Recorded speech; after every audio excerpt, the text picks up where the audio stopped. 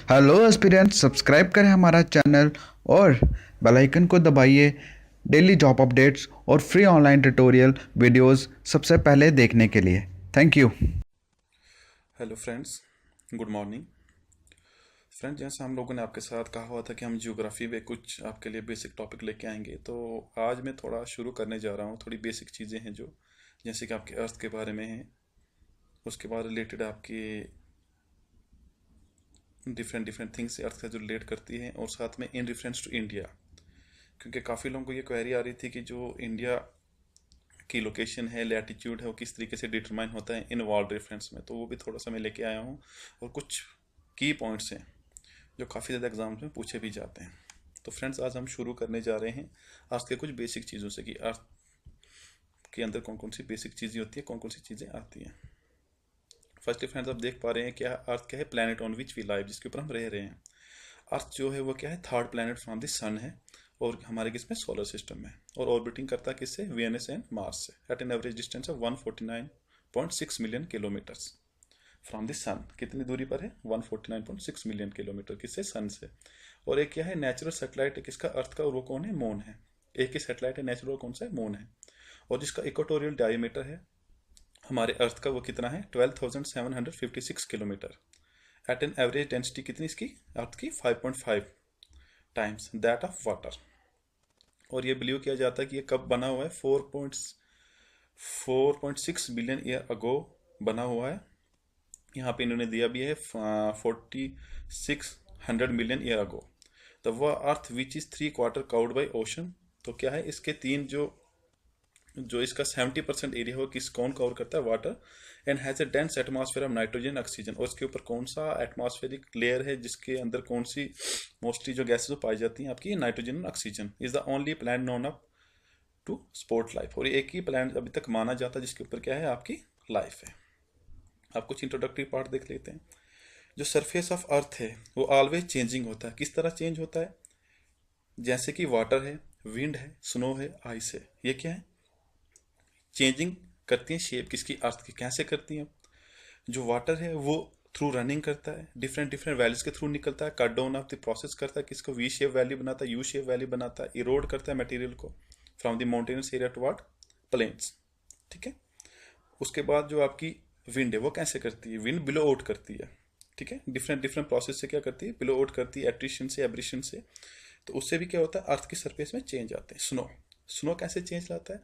आप एक आइस जो है मूव कर रही है, स्लोप के साथ मूव कर रही है, वो क्या मूवमेंट के साथ क्या करेगी? डिफरेंट टाइप ऑफ इरोजन करेगी, डेब्रिस लाएगी, इरोड करेगी मटेरियल को। कहाँ से? स्लोप के थ्रू।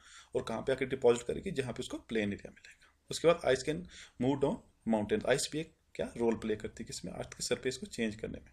ठीक है। अब देखो, when any of these things happen the shape of land change, a new land form are created. तो ये चीजें जब हो जाती हैं तो क्या हो जाता है? फिर एक न्यू लैंड फॉर्म क्रिएटेड हो जाता है। This process of moving soil and rocks to new places is called erosion. और कभी कभी हम इसको क्या कहते हैं? इरोजन भी कहते हैं, अपरदन जिसको कहा जाता है। अब थोड़ा सा अर्थ का बेसिक भी देख लेते हैं।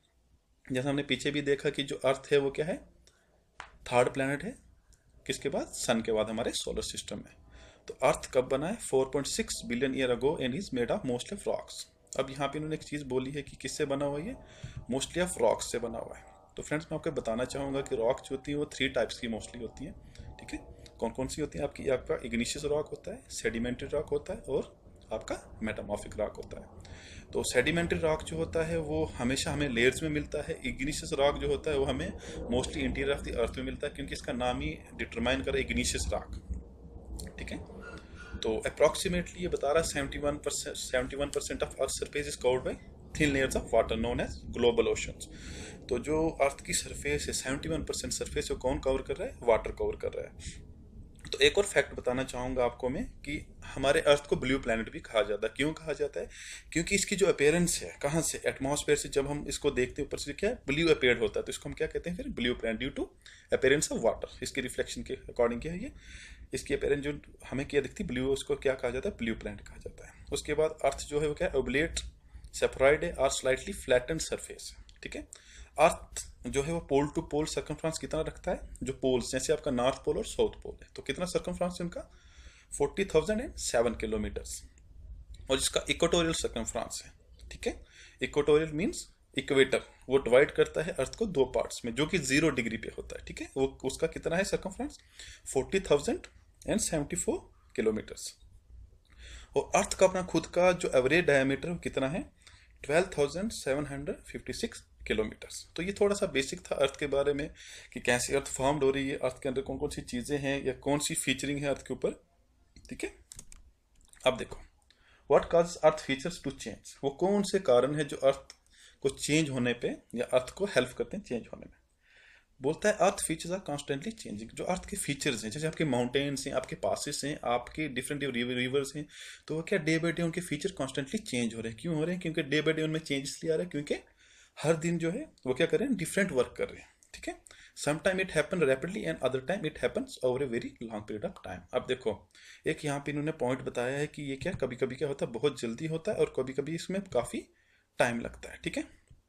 तो हम इसमें दो चीज़ें बता सकते हैं, जैसे कि आपकी कभी कभी क्या होती है, डायस्ट्रॉपिक फोर्सेस होती हैं, एक होती है सडन और एक होती है आपकी, जैसे सडन फोर्सेस है आपकी, ठीक है। सडन फोर्सेस कौन सी होती है, जैसे आपका अर्थक्वेक है, ठीक है। वो एकदम से आएगा तो क्या करेगा, ड्रास्टिक चेंजेस लाएगा, ठीक है। बट कुछ फोर्सेस ऐसी होती हैं जो क्या करती है, लॉन्ग पीरियड ऑफ टाइम में काम करती हैं, ठीक है। जिनमें क्या होता है कि आपका जो अर्थ है वो क्या है, 1,000 ईयर्स मिलियन ईयर्स लेता है अपने चेंज में। बट कभी कभी रैपिडली जो फोर्सेस हमने आपको बता दी, अर्थक्वेक से हो सकती है, आपके वॉल्केनिक एक्टिविटी से हो सकती है, जो रैपिडली क्या अर्थ के अंदर चेंज लाती है, ठीक है। Some time new features are being formed and some time old feature are being beaten up.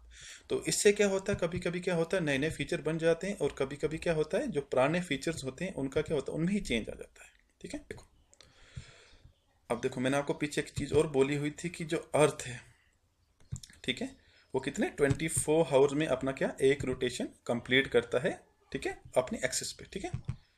तो इसको थोड़ा सा और आपको ब्रीफ समझाने के लिए देखो, आज takes 4 minute to rotate from one longitude to another, ठीक है। सबसे पहले तो हमें पता होना चाहिए लॉन्गिट्यूड क्या है, ठीक है। लॉन्गिट्यूड वो लाइंस होती हैं जो वर्टिकली ड्रॉ होती हैं, किस पे, आपके अर्थ पे, ठीक है। कैसे, वर्टिकली, वर्टिकल लाइन है, ठीक है। वो लाइन जो क्या हो, वर्टिकली आपके अर्थ पे, को क्या कहते हैं, लॉन्गिट्यूड्स, ठीक है। तो क्या बोल रहा है, एक लॉन्गिट्यूड जो है वो कितना टाइम कवर करता है, from one longitude another 4 minutes, ठीक है। देखो, अब हमारे पास जो लॉन्गिट्यूड्स हैं, ठीक है, लॉन्गिट्यूड्स कितने हैं हमारे पास, 180 ईस्टर्न साइड में हमारे और 180 वेस्टर्न साइड में हमारे, ठीक है। तो टोटल कितने हो गए हमारे पास, 360, ठीक है। अब 360 लॉन्गिट्यूड्स हैं हमारे, तो एक लॉन्गिट्यूड कितना टाइम ले रहा है आपका, 4 मिनट ले रहा है, ठीक है, रोटेट होने में। तो हम क्या करेंगे, जो ईस्टर्न हेमिस्फेयर है there are 180 longitudes, in western hemisphere there are also 180 longitudes, दोनों में 180 लॉन्गिट्यूड्स, और टोटल कितने हो गए, 360 हो गए। अब अर्थ कितने 4 मिनट्स लगा रहा है एक लॉन्गिट्यूड से दूसरे लॉन्गिट्यूड तक जाने में। तो हमने क्या फॉर्मूला लिया कि 360 लॉन्गिट्यूड्स को हमने 4 मिनट से मल्टीप्लाई किया, ठीक है। हमारे पास कितने बने, 1440 मिनट्स, और हमने इसको किसके साथ सब्ट्रैक्ट किया, 60 के साथ, बिकॉज एक आवर में 60 मिनट्स होते, तो हमारे पास कितने आए, 24 आवर्स।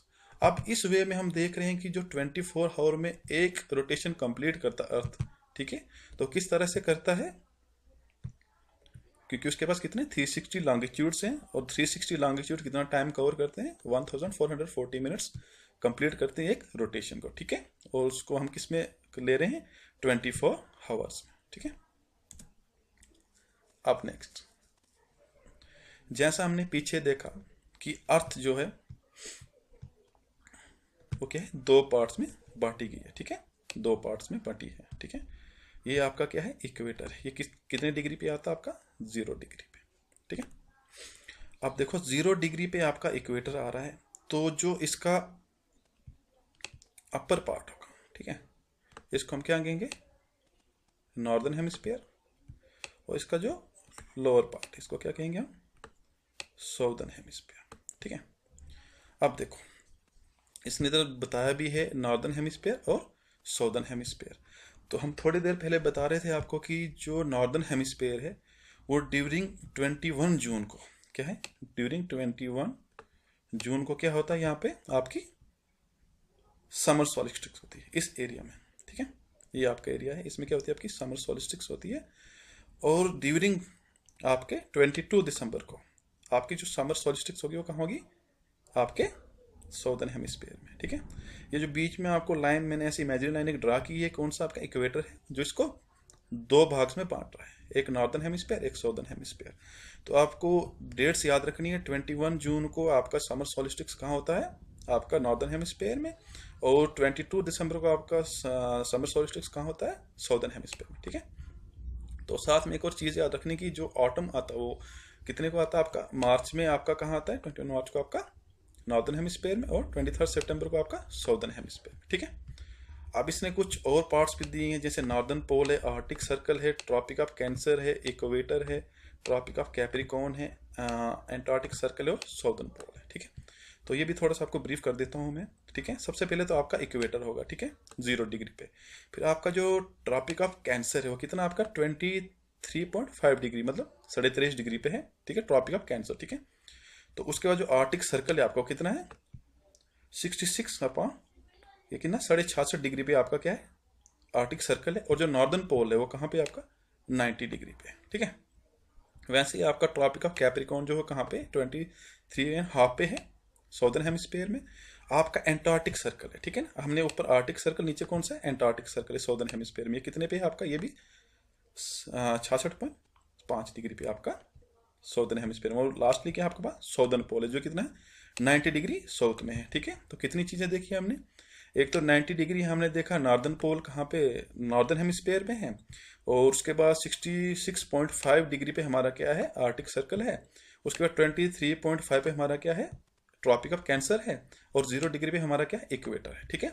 अगर हम नॉर्थ वर्ड चलेंगे तो हमारे पास क्या है ट्रॉपिक ऑफ कैंसर है, आर्टिक सर्कल और नॉर्थ पोल है। अगर हम साउथ वर्ड चलेंगे तो हमारे पास क्या है ट्रॉपिक ऑफ कैप्रिकॉर्न है, उसके बाद हमारे पास क्या है एंटार्क्टिक सर्कल है, उसके बाद हमारे पास क्या है साउदर्न हेमिस्फीयर, ठीक है। ये कुछ जोन्स भी दिए मैंने आपको, ठीक है, बट ये थोड़ा सा बेसिक ही है, इसको ज़्यादा अगर आपको थोड़ा और इसमें डीप जाना तो आप इसको देख भी सकते हो, ठीक है। जैसे मैंने यहाँ पे आपका 0 डिग्री इक्वेटर दिया हुआ है, फिर ट्रॉपिक ऑफ कैंसर एक बार फिर से रिपीट हुआ है, आर्टिक सर्कल है, और इसको फ्रीज जोन भी कहा जाता है, ठीक है, क्योंकि यहाँ पे मोस्टली जो टेम्परेचर वो क्या रहता है माइनस में रहता है, ठीक है, क्योंकि ये क्या है पोल्स के ऊपर है, ठीक है। और नीचे भी आप देख लो यहाँ पे टेम्परेट जोन है, ठीक है, उसके बाद कौन सा फ्रीज जोन है, वो कौन सा है साउदर्न पोल, ठीक है। तो यहाँ पे देखो कि डिग्रीज भी दी हुई है, ठीक है, 23 degree 30 minutes south, 66 degree 30 minutes south, ठीक है।